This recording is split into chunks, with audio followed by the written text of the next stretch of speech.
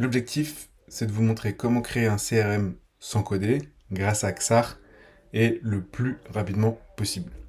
Donc, on va faire un CRM associatif avec des associations qui sont liées à des contacts, donc des contacts qui font partie de ces associations, et des demandes de subventions par association qui sont elles aussi liées aux associations. Pour commencer, on va donc créer une nouvelle application. Je laisse choisir un nom de domaine, un logo et une couleur.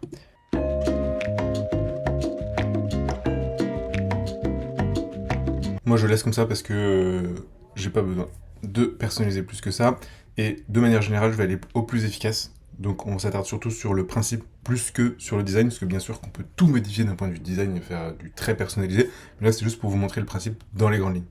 Je crée l'application. La première chose que je vais faire, et je vous invite à toujours le faire quand vous utilisez XAR, c'est à ouvrir une page avec l'app pour de vrai. Donc, je vais me connecter à ma propre app, puisque là, ce que je vois, c'est l'app d'un point de vue connecté, donc derrière mon login mot de passe. Je copie ce lien, je viens le mettre dans un nouvel onglet et je me crée un compte. Donc simplement je rentre mes informations, mon code et j'arrive sur mon espace perso. Donc simplement je rentre mes informations, mon code et puis j'arrive sur mon espace perso. Donc voilà, là je suis bien sur mon espace personnel, il n'y a pas grand chose. Il y a juste la page 1 que je vois ici. C'est normal parce que j'ai encore rien construit. Ensuite je vais venir importer mes données. Pour ça je me suis créé une petite base de données de test avec des fausses données.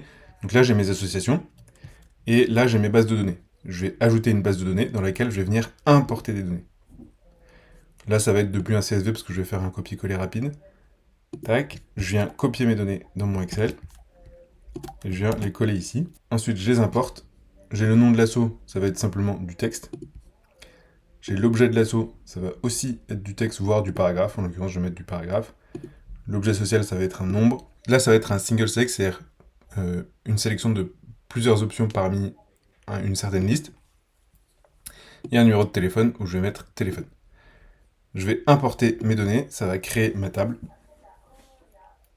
Voilà, j'ai bien ma table qui a été créée. Je peux modifier les données à la main si je veux, etc. Je viens maintenant créer une autre table. Donc celle-ci, je vais bien la renommer. Je vais la nommer, hop, association. Je viens maintenant créer une autre table qui va être les contacts des associations, que je viens toujours copier-coller depuis ma base de données.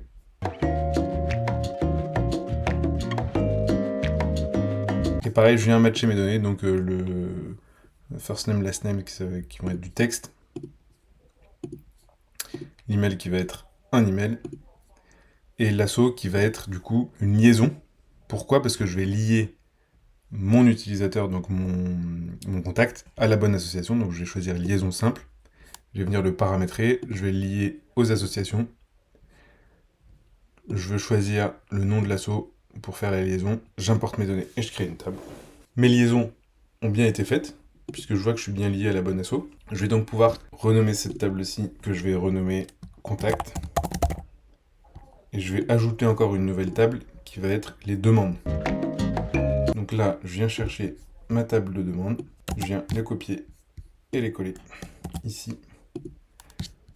L'ID de la demande, c'est un nombre. L'asso, c'est la liaison, donc je refais une liaison, toujours simple, vers toujours l'association, avec le nom de l'asso comme liaison. Le statut de la demande, ça va être une question, un single select. La date de la demande, ça va être une date.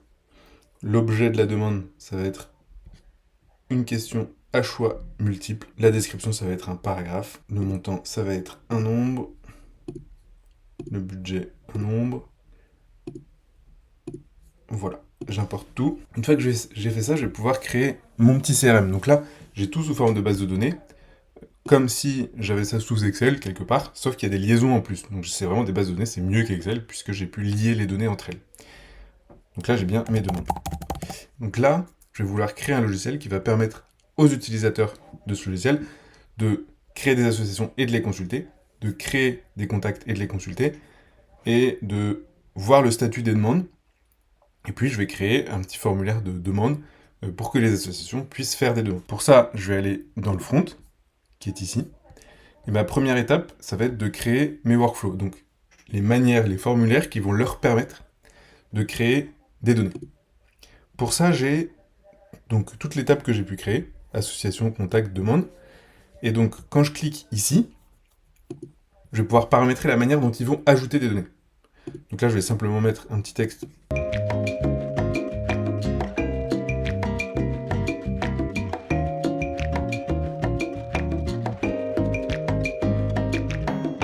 Très bien, je vais déplacer un petit peu les colonnes pour que ce soit plus large.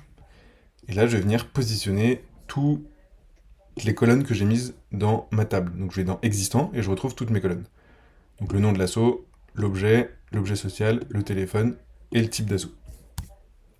Comme ça, mon utilisateur va pouvoir, quand il crée une asso, ajouter toutes ces données pour que ça crée une nouvelle ligne d'association. Une fois que j'ai fait ça, je vais faire la même chose pour les contacts. Donc pour créer un contact,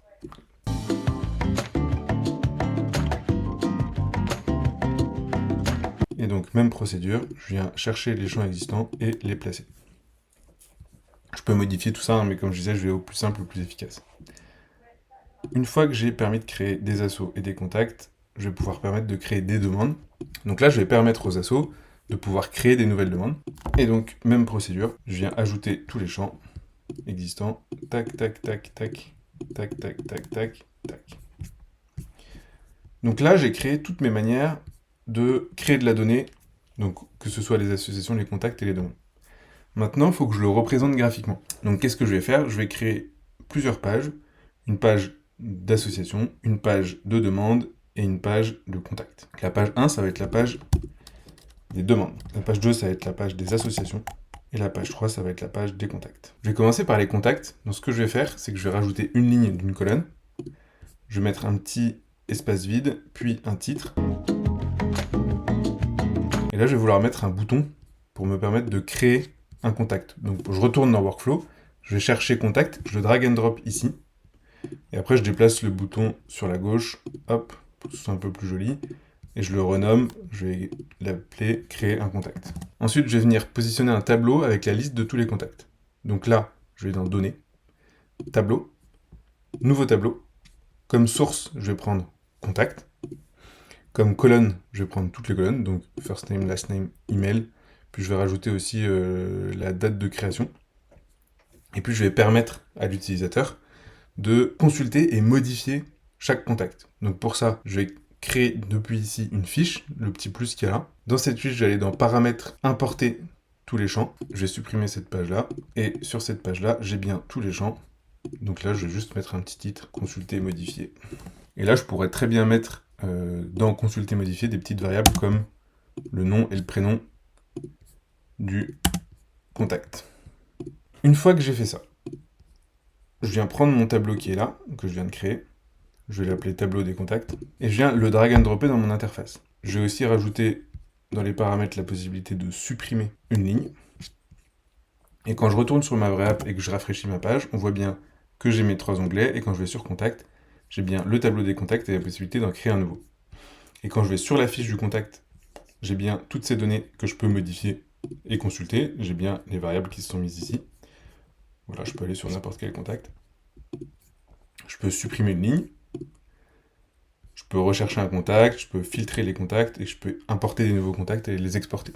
Et là, quand je clique sur créer un nouveau contact, ça va me permettre de vraiment créer un nouveau contact. Je vais choisir son asso, je vais taper son email.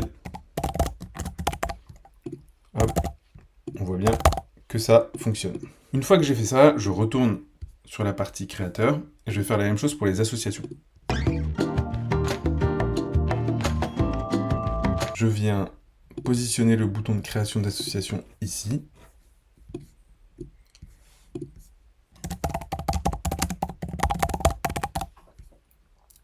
Dans le design, je viens le mettre à gauche.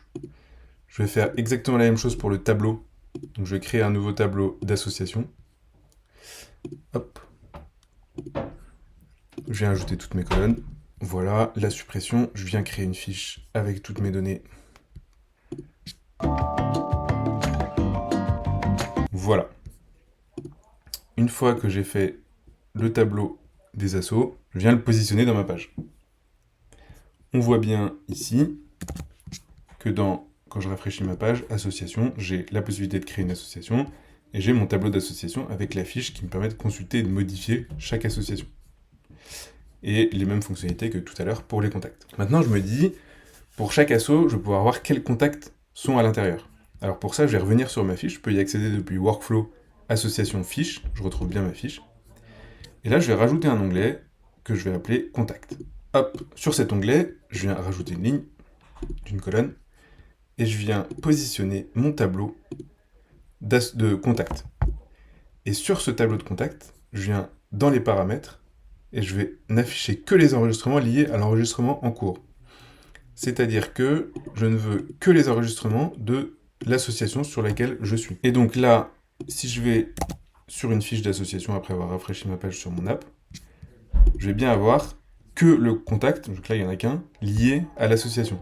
Et maintenant je me dis très bien, je vais faire la même chose mais pour créer un contact. Donc je retourne dans Workflow, Contact, je mets un petit bouton ici, je vais mettre créer un nouveau contact. Dans mon design, je viens le mettre à gauche. Et là, dans les paramètres, je viens cocher la case lier automatiquement l'enregistrement créé à l'enregistrement en cours. Comme ça, quand je vais cliquer sur ce bouton, ce qu'on va faire directement, donc j'ai bien le bouton qui est apparu, quand je viens cliquer sur ce bouton, c'est directement lié à l'association sur laquelle je suis. Donc là, on voit bien, je suis sur l'association Yoga au fil de soi, dans les contacts, je crée un nouveau contact, je l'ai bien lié à Yoga au fil de soi. Et là, j'aurais très bien pu, dans ce workflow, cacher ce champ-là, et il serait rempli quand même tout seul. Donc je peux créer des nouveaux contacts qui seront directement dans cet asso et je peux consulter les contacts que de cet asso-là. Une fois que j'ai fait ça, je vais pouvoir créer le CRM en tant que tel et je vais le faire sous format Kanban, un peu comme n'importe quel type de CRM. Donc là, je viens mettre un petit titre. Donc le CRM, ça va être pour suivre les demandes de subvention des assos. Pour ce faire, je vais aller dans Données, je vais créer un nouveau Kanban. Dans ce Kanban-là, je vais choisir le workflow de demande. Je veux que les colonnes soient depuis le statut de la demande, et je vais créer une nouvelle fiche, me permettre d'afficher les informations de la demande. Donc là, je viens simplement les ajouter, tac, tac, tac, tac, tac, tac, tac, tac, tac. Puis je mets quand même un petit titre pour être sympa. Une fois que j'ai fait ça, je retourne sur mon petit Kanban, donc ça va ouvrir cette fiche, très bien. Dans le titre, je vais mettre la date de la demande, je vais mettre l'objet de la demande dans les étiquettes, et dans la description des cadres, je vais mettre le nom de l'asso ici, donc pour ça je vais dans la liaison asso-demande, nom asso. Là je vais mettre le numéro de demande. Une fois que j'ai fait ça, je peux mettre un texte d'ajout d'une carte, où je peux désactiver l'ajout d'une carte. Là je vais désactiver l'ajout d'une carte, parce que l'idée c'est que l'association puisse faire la demande elle-même. Donc là, je prends mon Kanban, je le mets dans mon interface, et par magie, il apparaît. Je peux venir changer les couleurs.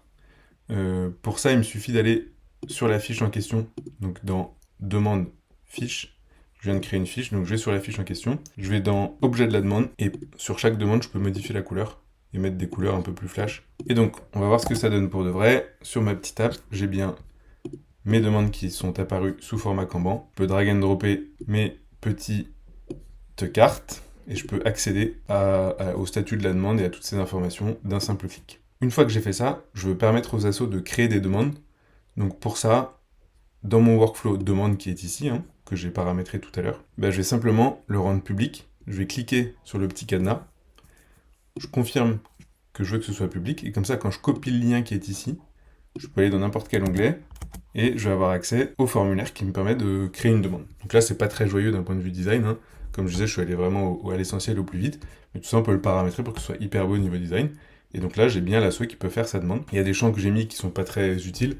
Mais voilà, ça c'est une fois qu'on a compris le principe, après on change tout. Donc sur design, je pourrais dire, en fait ça c'est pas très bien centré, donc je le mets là. Cette ligne-là, en arrière-plan, je voudrais une couleur. Voilà, je pourrais mettre des ombres, des bordures, je peux tout changer. Mais voilà, ça c'est après, c'est à vous de décider ce que vous voulez voir devant les yeux. Donc on peut voir que tout fonctionne bien, puisque si je rafraîchis ma page, j'ai bien tout qui a changé avec ce que je viens de faire. Voilà. Donc je vous laisse vous amuser aussi sur le design. Vous avez vu maintenant comment créer un CRM en très peu de temps. Je vous laisse le faire si vous le souhaitez pour vous entraîner. Et sinon, bon courage pour la création de vos applications.